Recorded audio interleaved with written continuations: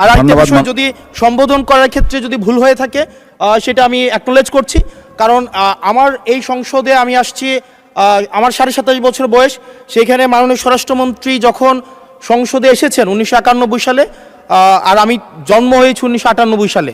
তো সেই জায়গাতে যদি কনভেনশনাল যে ভুল আছে, আমরা সেগুলো সংশোধন করতেও রাজি।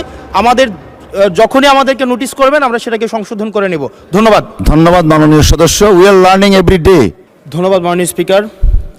সালাউদ্দিন সাহেবকে প্রশ্ন করলে আবার কখন নোটিশ দেওয়ার কথা বলে ফেলেন, তো সেই বিষয়টা নিয়ে সবসময় আমরা একটু সংকোচে থাকি।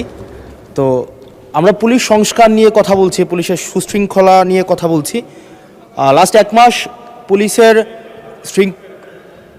পুলিশের শৃঙ্খলা নিয়ে যখন আমরা, স্বরাষ্ট্রমন্ত্রী মহোদয় তৈরি,